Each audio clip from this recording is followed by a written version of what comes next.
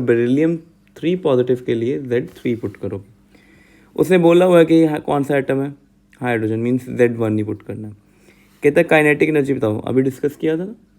Total energy जो होती है it is always negative of kinetic energy. तो काइनेटिक एनर्जी अगर टोटल एनर्जी आपके पास 3.4 EV दी हुई है नेगेटिव में, तो काइनेटिक एनर्जी कितनी होगी, प्लस 3.4 EV। और पोटेंशियल एनर्जी का फॉर्मूला क्या होता है, पोटेंशियल एनर्जी होती है 2 टाइम्स टोटल एनर्जी। तो ये ना सोचो कैसे क्वेश्चन आते नहीं है, तो क्वेश्चन कोई हार्ड नहीं है, अंडरस्टैंडिंग बेस्ड क्वेश्चन दिए हुए हैं, ठीक है। तो इतना हम ये नहीं कह सकते कि बहुत क्रैमिंग करके डेरिवेशन लर्न करनी वही आएंगी, तो ये क्वेश्चन भी पैट बन सकते हैं, ठीक है।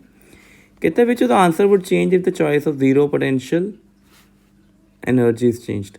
देखो काइनेटिक एनर्जी ने हमेशा पॉजिटिव रहना, चॉइस आप पोटेंशियल जीरो कहीं पे भी रख लो, काइनेटिक एनर्जी ऑलवेज पॉजिटिव।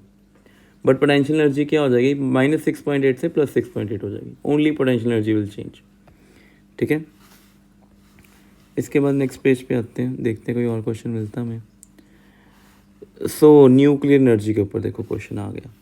कहता है कॉइन का मास दिया हुआ है 3 ग्राम, ठीक है। कहता है न्यूक्लियर एनर्जी बताओ कितनी रिक्वायर होगी कि इसके न्यूट्रॉन प्रोटॉन को क्या करना, आपने सेपरेट करना। मासेस दिए हुए हैं, टोटल मास भी दिया हुआ है, मास ऑफ प्रोटॉन भी दिया हुआ है, मास ऑफ न्यूट्रॉन भी दिया हुआ है। तो आपने अगर इसके न्यूट्रॉन और प्रोटॉन को सेपरेट करना, यू नीड कि आफ्टर सेपरेशन इनमें कोई इंट्रैक्शन ना हो।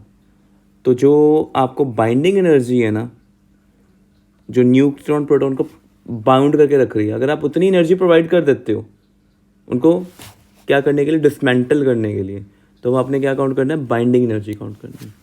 बाइंडिंग एनर्जी का फॉर्मूला पड़ा हुआ है, number of proton into mass of 1 proton plus number of neutron into mass of 1 neutron minus actual mass of nucleus into, वैसे तो फॉर्मूला C² होता है, बट सारे मासेस किस में है, AMU में होंगे। आपने कुछ नहीं करना, जो आंसर आएगा उसको 931 से क्या कर देना, मल्टीप्लाई कर देना, MEV में आंसर आ जाएगा। और this much energy is lost from the mass of the nucleon to bound the nuclear together. और अगर आप इतनी एनर्जी और ऐड कर देते हो तो आप डिसमेंटल कर दोगे सेटअप को। तो यही पूछा उन्होंने।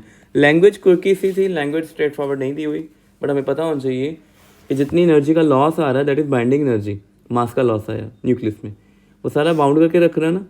तो अगर आप इतनी एनर्जी प्रोवाइड कर दोगे तो सारा क्या हो जाएगा, डिसमेंटल हो जाएगा ना, कुछ नहीं करना। ऑलरेडी देखो मासेस सारे क्या गिवन है, AMU डायरेक्ट डालना है, Z कितना डालना है, Z आपका होगा यहाँ पे, Z वुड बी योर 29 और A वुड बी 63 - 29, ठीक है। तो ये तो अच्छा, हाँ टॉप पे मेंशन किया हुआ उन्होंने 3 ग्राम वाला, ठीक है। तो उसके लिए 3 ग्राम में आपकी ये बाइंडिंग एनर्जी किसके लिए, दिस इज़ फॉर, ये एनर्जी किसके लिए, दिस इज़ फॉर 1 न्यूक्लियस। तो आपने 3 ग्राम में न्यूक्लियस काउंट कर लेने। 3 ग्राम में न्यूक्लियस कैसे काउंट करोगे, बड़ी सिंपल लॉजिक है। कॉपर का नंबर ऑफ मोल्स निकाल लो 3/63, ठीक है। और टोटल कितने न्यूक्लियन हो जाए, न्यूक्लियस हो जाएंगे, total number of moles into Avogadro number, ठीक है। और टोटल एनर्जी नीडेड कितनी आएगी, कितने मोल्स हैं इनटू एवोगाड्रो नंबर और कितनी बाइंडिंग एनर्जी है, ठीक है। आपने कोई कैलकुलेशन करके नहीं दिखानी, सीधा रिजल्ट लिखना है। जैसे यहाँ पे जो भी आएगा आंसर लिखो और 931 से शो कर दो, सॉल्व करना ना करो। ऐसे ही ये एनर्जी थी 1 न्यूक्लियन की और टोटल एनर्जी नीडेड ये आ जानी बस, ठीक है।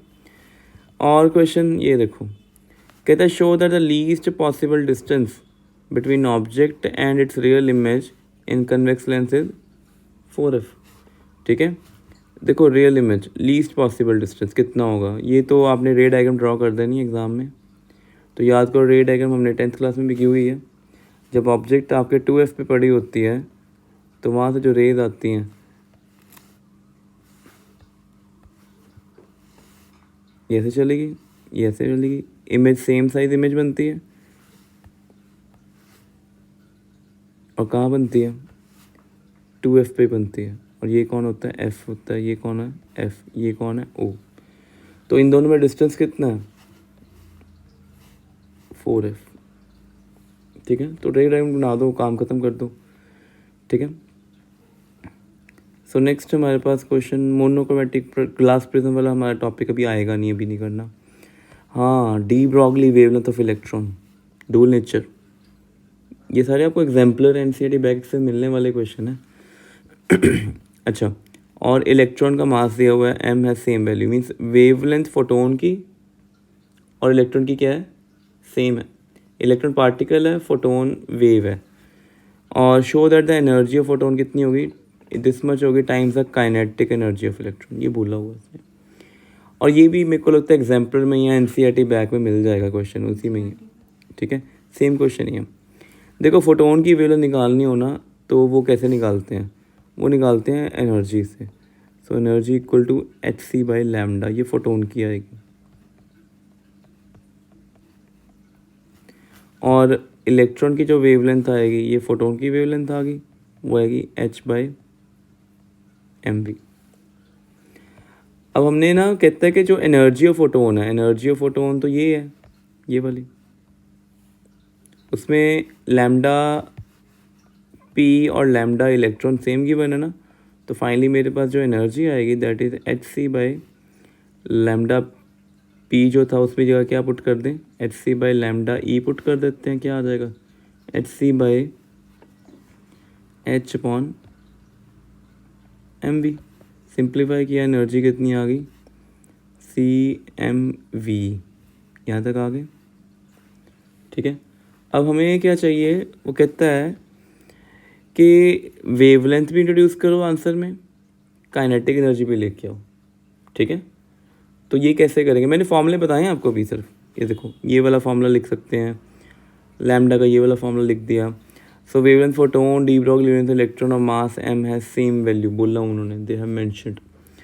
ठीक है, show that energy of photon, और काइनेटिक एनर्जी ऑफ इलेक्ट्रॉन कितनी आएगी, हाफ एम वी स्क्वायर बनाने के लिए क्या करना पड़ना है यहाँ पे, cmv से ना मल्टीप्लाई डिवाइड किया और 2 से डिवाइड कर दिया। ठीक है, ऐसे कर दिया, तो ये आ गया 2c/v काइनेटिक एनर्जी, आ गया यहाँ तक। और v की जगह क्या आएगा, क्योंकि इसको मैंने मास से भी मल्टीप्लाई डिवाइड कर दिया, ऐसा मैंने इसलिए किया क्योंकि मेरे को पता है कि h से भी मल्टीप्लाई कर देते हैं। सो mvh इंटू काइनेटिक एनर्जी, ये सारा कर दिया।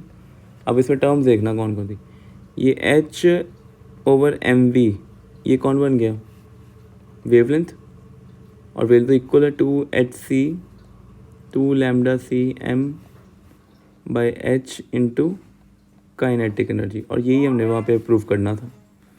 तो लॉजिकली क्वेश्चंस हैं कि बात सिंपल ही है, फोटोन की एनर्जी hc/λ है, इलेक्ट्रॉन की एनर्जी है हाफ mv स्क्वायर, इलेक्ट्रॉन की वेवलेंथ है h/mv, उन्हीं को मैनिपुलेट करके आगे पीछे करके आंसर निकल जाना है। ठीक है, कुछ ना कुछ करते हुए नंबर तो मिलना ही है। आपने इक्वल hc/λ लिखा, लैम्डा इक्वल h/mv लिखा इलेक्ट्रॉन के लिए, तब भी आपको एक नंबर तो है ही है। ठीक है, तो घबराना नहीं कि पेपर हो जाता सारा। नेक्स्ट देखते हैं, कहते क्वेश्चन में सेइंग हाँ देखो, टीआर का क्वेश्चन है ये वाला, कहता है ऑप्टिकल फाइबर जो है ना, उसमें due to total internal reflection taking place at core cladding interface, बिल्कुल ठीक कह रहा है ये।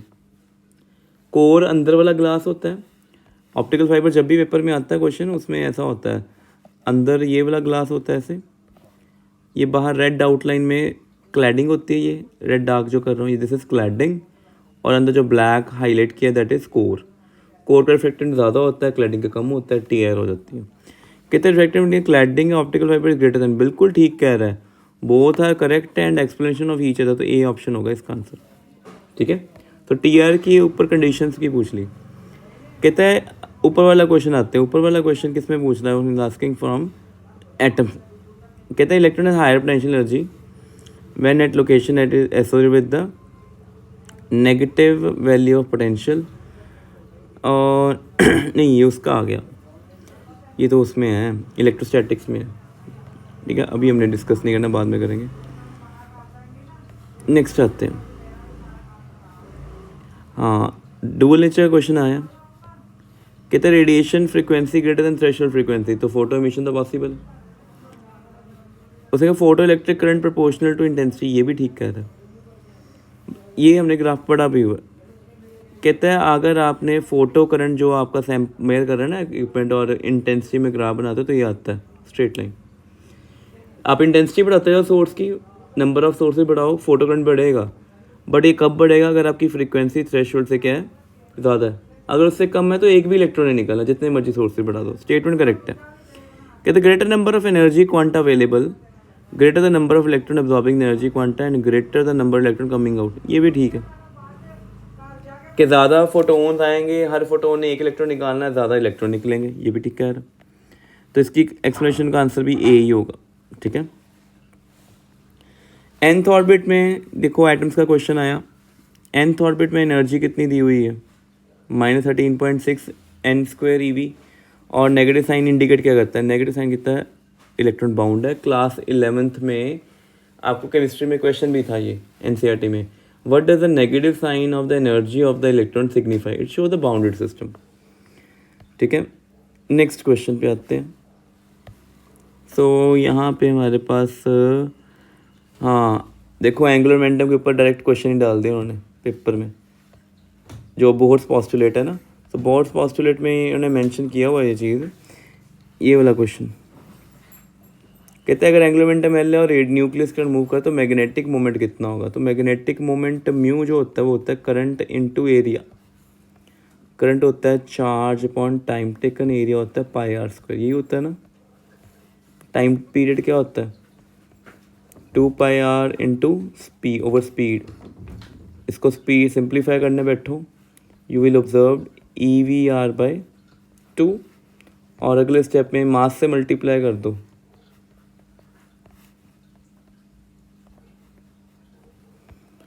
सो मेरे पास यहाँ पे E/2m और ये बन जाएगा L। सो ये आपने फॉर्मूला याद रखना है। तो ये ऑप्शन है, कौन सा बनेगा? EL/2m। सो फर्स्ट ऑप्शन, ठीक है। नेक्स्ट इलेक्ट्रॉन मूविंग, और कोई question? Alpha particle gold foil में पास किया, न्यूक्लियस का क्वेश्चन। मोस्ट अनस्टेट चले गए, इन उसकी ऑब्जर्वेशन है। क्यों चले गए? क्योंकि most part of atom is empty, ठीक है, ठीक है कि नहीं। उसके ऊपर क्वेश्चन है डुअल नेचर का, कि आपने मेटल प्लेट को white light expose to white light emit electron, white light में 7 कलर होते हैं, which of the following colour stopping potential will be maximum? तो स्टॉपिंग पोटेंशियल की अगर बात करेंगे तो वो फॉर्मूला होता है H/nu = work function plus EV0, और new is proportional to V0, ठीक है। तो स्टॉपिंग पोटेंशियल जितनी ज़्यादा फ्रीक्वेंसी उतना स्टॉपिंग पोटेंशियल। सबसे ज़्यादा फ्रीक्वेंसी किसकी है? वायलेट की, तो आंसर ये होगा, ठीक है। तो क्वेश्चन देखो बड़े सिंपल से हैं, टू द पॉइंट, और इसमें कोई क्वेश्चन नहीं है। फिर देखते हैं ये वाला पेपर, जंक्शन डायोड है, ऑप्टिकल डिवाइसेस मल्टीपल, ये नहीं बनेगा, ये भी नहीं है।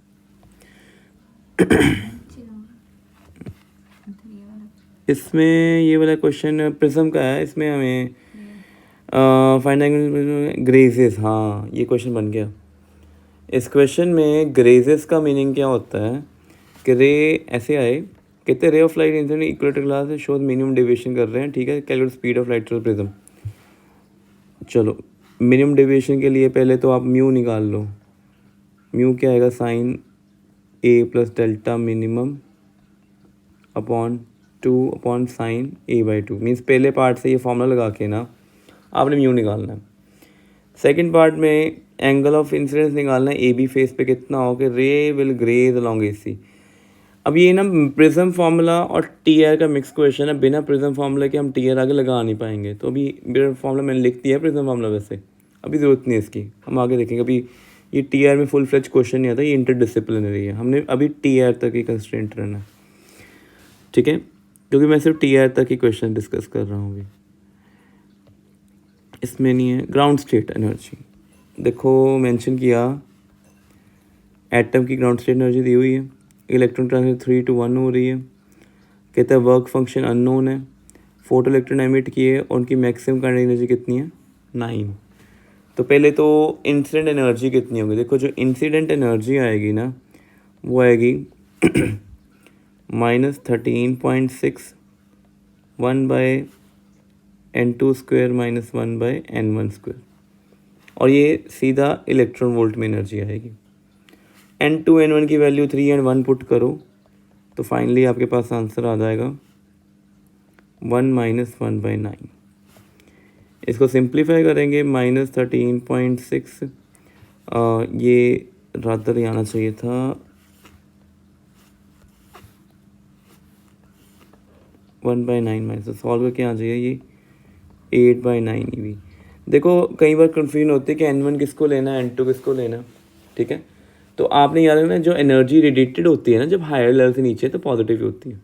तो अपना आंसर निकालो, एनर्जी आ गई है, इलेक्ट्रॉन वोल्ट में है। इसके बाद ये आपकी जो एनर्जी इंसिडेंट है वो work function plus kinetic energy है, तो फास्टेस्ट इलेक्ट्रॉन में काम आनी है ई मैक्स, ठीक है।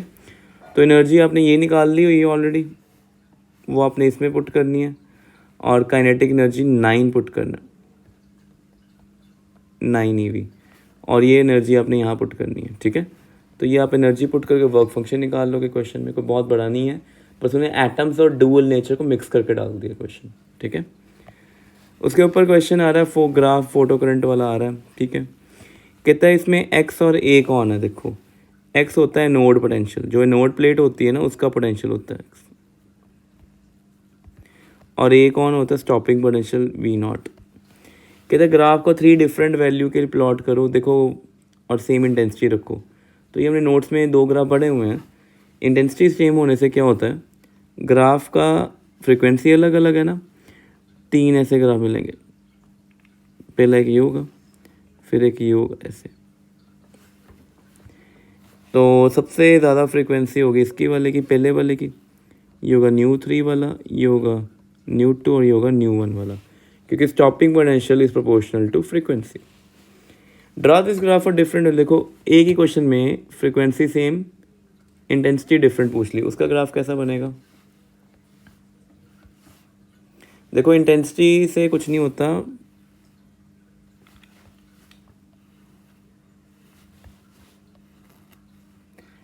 स्टॉपिंग पोटेंशियल तीनों का सेम आएगा, बट इसकी इंटेंसिटी I3 I2, इसकी I1, और I3 I2 से बड़ा होगा I1 से, और यहाँ पे एनोड पोटेंशियल और यहाँ पे फोटो करंट, ठीक है। तो ये 2 ग्राफ तो आते ही आते हैं हर साल, हर पेपर में आने ही आने।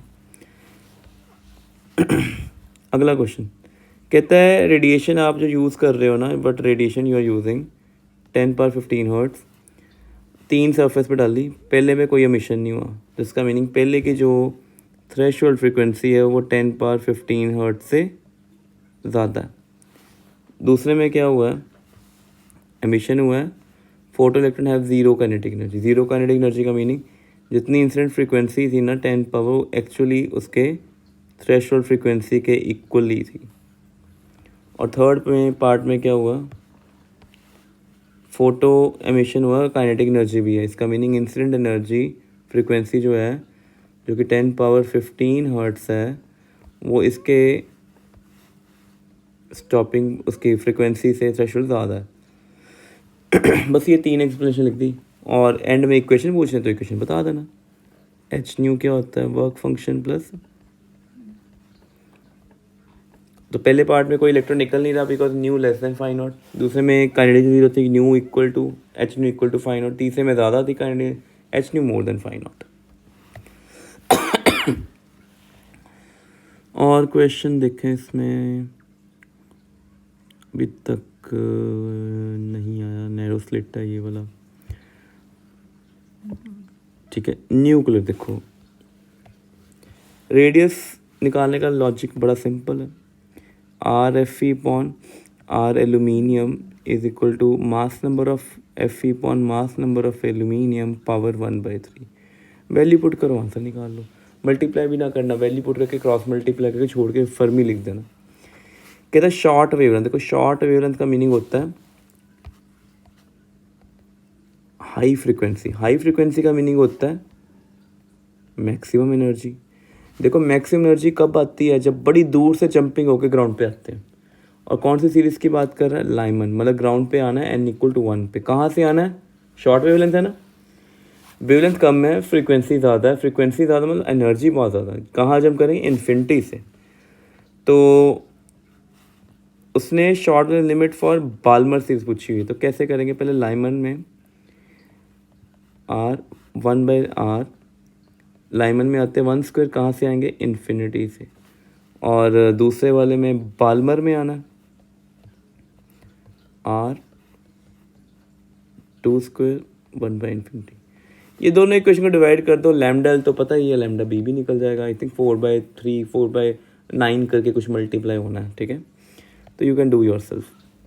कहते बाई कन्वेक्स, ये तो भी है नहीं हमारे पार्ट में। इसके बाद इस पेज पे फोटो, हाँ, photo electron produce by monochromatic light beam metal surface. उसने बोला है कि जो फोटो लाइट बीम आ रही है स्प्रेड इन काइनेटिक एनर्जी, बिल्कुल ठीक है। बड़ी कोई यूनिक काइनेटिक एनर्जी नहीं मिलती। इलेक्ट्रॉन जब निकलता है कि यूनिक काइनेटिक एनर्जी से ही निकलेगा। ये वाली जो एनर्जी निकलती है ना, हम पढ़ते हैं भाई, एच न्यू प्रोवाइड किया, फाई नॉट कंज्यूम कर लिया, और हाफ mv मैक्स स्क्वायर, ठीक है। ये निकली एनर्जी, निकली ना ये एनर्जी, ठीक है। और निकलते टाइम यही है, बट आगे कोलिशंस होंगे जिससे एनर्जीज क्या हो जाएंगी, कम हो जाएगी, स्प्रेड मिलेगा, स्प्रेड में बड़ी सारी एनर्जीज मिलेंगी। असर्शन बिल्कुल करेक्ट है। रीज़न देखो, energy of electron inside the matter is lost in collision, बिल्कुल करेक्ट है। तो आंसर एक्सप्लेनेशन भी ट्रू है, वो भी ट्रू है, तो ऑप्शन कौन सी होगी, ए, ठीक है। तो असर्शन भी करेक्ट है, रीज़न भी करेक्ट है, और एक्सप्लेनेशन भी है, ठीक है। और इस पेज पे कोई क्वेश्चन नहीं है बेटे। ये वाला क्वेश्चन लेंस मेकर फॉर्मूला, अभी हमारा TR चल रहा है, TR से पहले पहले काम करना।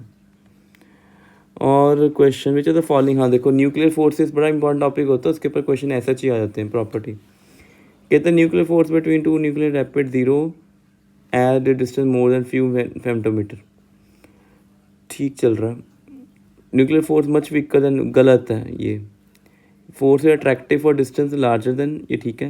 एंड रिपल्सिव, ये भी, मतलब फर्स्ट भी करेक्ट है, थर्ड भी करेक्ट है, ये भी ठीक है। न्यूक्लियन में कोई भी फोर्स हो, proton proton, proton neutron, neutron same होता, तो कौन सी ऑप्शन गलत होगी, ऑप्शन नंबर 2।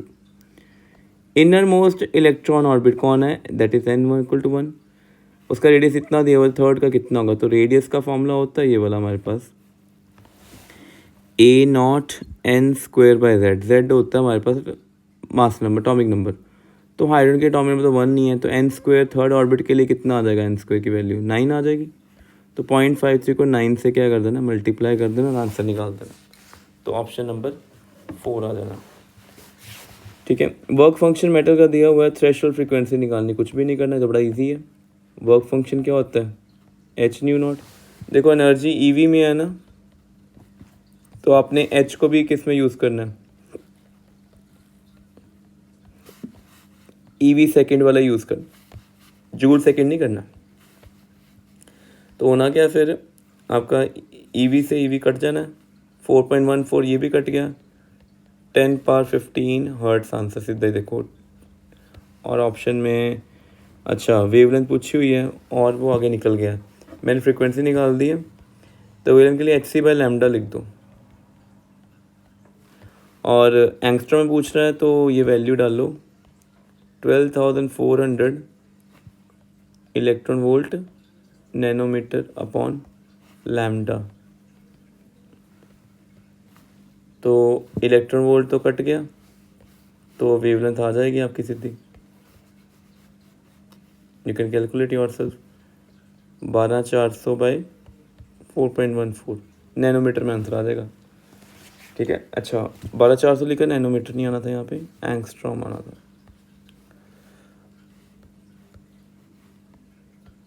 तो एंगस्ट्रॉम में आंसर आ जाएगा ये, ठीक है।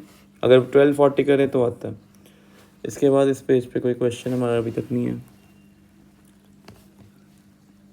यहाँ पे कोई क्वेश्चन नहीं है।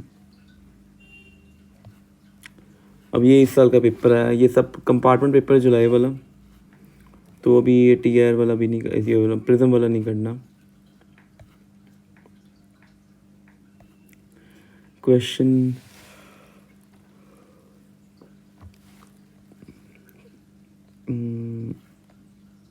टेलीस्कोप है ये।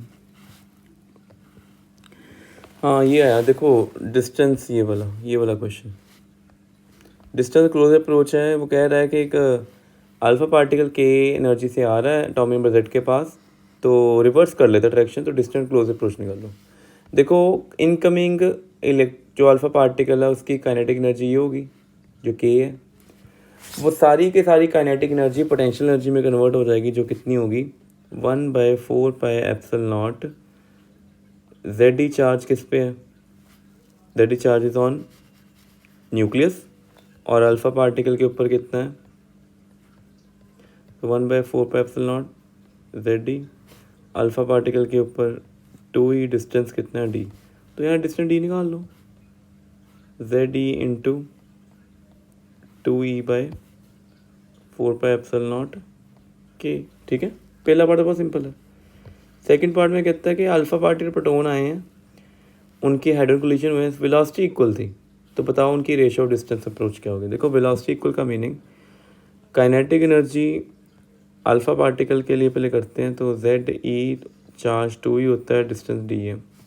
ठीक है, और काइनेटिक एनर्जी किसके इक्वल होती है, क्योंकि वो स्पीड इक्वल गिवन है, ये है मास। आपने अल्फा पार्टिकल का क्या यूज़ करना होता है 4m, हमेशा हम मास m यूज़ करते हैं प्रोटॉन का, तो वी अल्फ़ा वी तो सेम ही है, और प्रोटॉन के लिए कितना आ जाएगा m v²।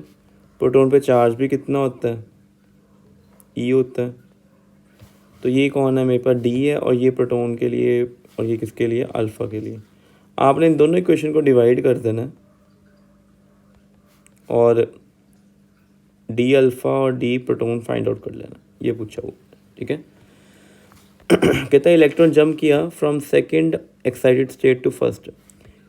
देखो बेटे फर्स्ट एक्साइटेड स्टेट होती है n=2, उसके बाद सेकंड होती है n=3, तो कहते हैं कौन सी स्पेक्ट्रल सीरीज आएगी, 2 पे गिर रहा है तो लाइमन के बाद बाल्मर। ठीक है, ठीक है, कहते हैं find ratio of valence for most energetic spectral line in Balmer. Most energetic कहाँ से आएगी, बाल्मर में, इन्फिनिटी से 2 तक जंप करके। और वेवलेंथ कैसे निकालनी है, वो तो फॉर्मूला हमें पता ही, रेडबर्ग वाला 1/2² - 1/∞। तो ये लाइमन में है, पूछी किस में उसने, ये बाल्मर में थी, पूछी उसने पास्टन में, तो पास्टन में कहाँ से जंप करेंगे, थर्ड में जंप कर देंगे। अगेन दोनों को डिवाइड करो तो अपना आंसर निकाल देंगे, बड़े सिंपल क्वेश्चन है। फिर हमारे पास इसमें तो कोई है नहीं, ये है फोटो करंट। बेटा ये ग्राफ नोट्स में क्लियर कट, एनसीईआरटी बुक हर जगह यही ग्राफ चलता है। एक्चुअली ग्राफ को थोड़ा एक्सटेंड करना होता है यहाँ तक, सो दैट ये यहाँ पे कट करे और यहाँ पे हमें वर्क फंक्शन नेगेटिव -5 मिल जाए। ठीक है, तो इक्वेशन कौन सी है, इक्वेशन बनानी कैसे है, इसको y के लॉन्ग प्लॉट किया है, फ्रीक्वेंसी को x के लॉन्ग किया। इक्वेशन होती है h nu equal to φ0 plus EV0। ठीक है, तो V0 को y मानना, तो V0 कितना आ जाएगा, V0 आएगा आपके पास h/e न्यू माइनस φ0/e, ये हो गया y, ये हो गया m, ये हो गया x, और ये क्या हो गया c, तो y equal to mx plus c। तो पहला पार्ट ही वो ये पूछ रहा है कि आपको फर्स्ट पॉइंट में इसमें प्लैंक कांस्टेंट कैसे निकालोगे। बेटे प्लैंक कांस्टेंट निकाल लेंगे स्लोप से। ठीक है, वर्क फंक्शन कैसे निकाल लेंगे, इंटरसेप्ट से, φ0/e से, और दिया हुआ है you are given the value of charge of electron, E is 1.6 10 - 19 coulomb. ठीक है, इसके बाद ये वाला क्वेश्चन कहते हैं लाइट 35 एंगस्ट्रॉम की है, मेटल ए बी पे फॉल करती है, मेटल ए का वर्क फंक्शन, मेटल बी का दिया हुआ वर्क फंक्शन, कितने इलेक्ट्रॉन निकलेंगे कि निकलेंगे, उसके लिए इससे एनर्जी निकाल लो, और एनर्जी ऐसे ही निकाल सीधे इलेक्ट्रॉन वोल्ट में आए, और कितनी आएगी, एच सी की वैल्यू एंगस्ट्रॉम में डालोगे 12,400 ओवर ये 3,500 एंगस्ट्रॉम इलेक्ट्रॉन वोल्ट एंगस्ट्रॉम। ये कट गया, कटिंग करो इनकी, सिंप्लीफाई करो, कोई आंसर 4.2 EV आ जाना कुछ। तो 4.2 EV, सॉरी ये 4.2 तो नहीं आएगा, मैंने गलत कर दिया, कुछ आना 35 3 पॉइंट के राउंड ही कुछ आएगा, मतलब अप्रॉक्सीमेटली 3 नियरली 3 EV कुछ आना है। तो 3 वाला इससे तो कम है, तो पहले में इलेक्ट्रॉन नहीं निकलेंगे, बट दूसरे 1.9 से ज़्यादा उसमें इलेक्ट्रॉन निकल जाएंगे। ठीक है। फिर और शेप इसमें कोई क्वेश्चन बनता है? नहीं, अभी तक तो नहीं कोई। हमारे पास ये देखो इम्पैक्ट पैरामीटर के ऊपर 2 क्वेश्चन, 3 क्वेश्चन इकट्ठे ही आए हैं। पहली बात तो इम्पैक्ट पैरामीटर मैक्सिमम कब होता है, स्कैटरिंग कब होती है, 180 पे। ठीक है। न्यूक्लियर डेंसिटी कभी चेंज नहीं करती, सेम रहती सभी के लिए, तो 1:1। और लाइट आपकी इंसिडेंट फ्रीक्वेंसी थ्रेशोल्ड से क्या है, ज़्यादा है ना, तो एमिशन होगा कि नहीं होगा? यस, एमिशन होगा। और अगर आपने इंटेंसिटी बढ़ा दी तो फोटो करंट क्या करेगा, इंक्रीज। बट एक कंडीशन क्या होती है, incident frequency more than threshold. ठीक है। इसमें ये देखो आ गया क्वेश्चन, जैसे कंप्लीट आ गया रिएक्शन। कहते एक्स कौन है, देखो ये 7 है, ये 2 है, टोटल 9 हो गए, यहाँ पे 1 बचा तो यहाँ पे कितना हो गया 8। ये 14 है, 4 है, 18 हो गया, यहाँ पे 1 बचा तो कितना हो गया 15। तो 8 एटॉमिक नंबर वाला कौन होता है, कार्बन, ऑक्सीजन सॉरी। कहता है डी ब्रॉगली, वो तो लैम्डा इक्वल टू H/P होता है। ये तो इन्वर्स प्रोपोर्शनलिटी आ गई, ग्राफ कौन सा बन गया, रेक्टेंगुलर हाइपरबोला, जब भी इन्वर्स प्रोपोर्शनलिटी आती है। और इसमें क्या है हमारे पास, ये टॉप पे एपरेंट डेप्थ। देखो ये हम सभी ने पढ़ा हुआ है कि पानी के अंदर ऑब्जेक्ट को देखेंगे इट विल अपीयर रेज्ड। तो जो एपरेंट डेप्थ होती है वो एक्चुअल डेप्थ को रिफ्रैक्टिव इंडेक्स से डिवाइड करते हैं। रिफ्रैक्टिव इंडेक्स कितना दिया हुआ है यहाँ पे 1.33, उसको करेंगे तो ये 3/4 भी बन जाता है, कि 4/3 भी होता है। 3/4 कितना होता है, 75% ऑफ डी, यही होगा ना। तो इसका मीनिंग क्या हुआ, पानी में जाने पे ऑब्जेक्ट की जो न्यू डेप्थ है वो 75% ऑफ ओरिजिनल होगी। उसने क्वेश्चन पूछा है object appear raised bye n%। देखो रेज्ड बाय का मतलब कितने परसेंट ऊपर उठ गया। देखो अगर वो 75% अपीयर हो रहा है, वो कितना रेज्ड होगा, इज इट 75 और 25? 75% अपीयर हो रहा है, रुक गया, रेज कितना हुआ 25%। ठीक है। कल को यही क्वेश्चन पेपर में आता है और यहाँ पे 4/3 की जगह दे देते हैं 1.5, तो डी को क्या करना है, कैपिटल डी बाई 1.5, और ये पता कितना आना है 67% ऑफ डी। तो 67% पे आ गए हैं, कितना रेस किए 33%। तो अभी हमने 3 पेपर किए हैं, 2 सैम्पल पेपर 1 साल के और 1 था कंपार्टमेंट वाला पेपर, जिसमें हमने डुअल नेचर, एटम न्यूक्लियर और रे ऑप्टिक्स में टिल TIR तक टोटल इंटरनल रिफ्लेक्शन तक किया। बाकी हम नेक्स्ट देखेंगे नेक्स्ट लेक्चर।